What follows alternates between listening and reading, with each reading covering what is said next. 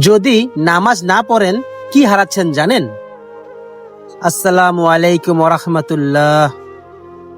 একবার এই নিজের হৃদয়কে প্রশ্ন করুন যে আল্লাহ আপনাকে চোখ দিয়েছেন, কান দিয়েছেন, সুস্থ শরীর দিয়েছেন, প্রতিদিন রিজিক দিচ্ছেন, কিন্তু তার জন্য আপনি কি মাত্র 5 বার কয়েক মিনিট সময় দিতে পারছেন? তো কিয়ামতের দিন মানুষকে প্রথম যে আমল সম্পর্কে জিজ্ঞাসা করা হবে তা হলো নামাজ। যদি নামাজ ঠিক থাকে তাহলে অন্যান্য আমলও সহজ হয়ে যাবে, আর যদি নামাজ নষ্ট হয় তাহলে বাকি আমলও বড় ক্ষতির মুখে পড়বে। আল্লাহ তাআলা কোরআনে বলেছেন, নিশ্চয়ই নামাজ অশ্লীলতা ও মন্দ কাজ থেকে বিরত রাখে।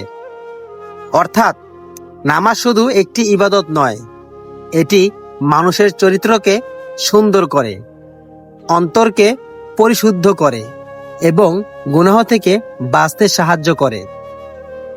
অনেকে বলেন মন ভালো থাকলে নামাজ পড়ব, কিন্তু সত্য হলো নামাজ পড়লেই মন ভালো হতে শুরু করে।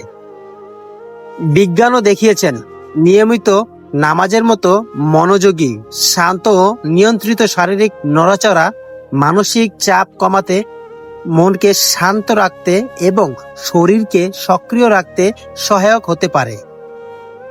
তবে একজন মুসলিমের জন্য নামাজের মূল উদ্দেশ্য হলো আল্লাহর আদেশ পালন ও তার সন্তুষ্টি অর্জন করা। রাসূল সাল্লাল্লাহু আলাইহি সাল্লাম বলেছেন, বান্দা ও কুফরের মধ্যে পার্থক্য হলো নামাজ ত্যাগ করা।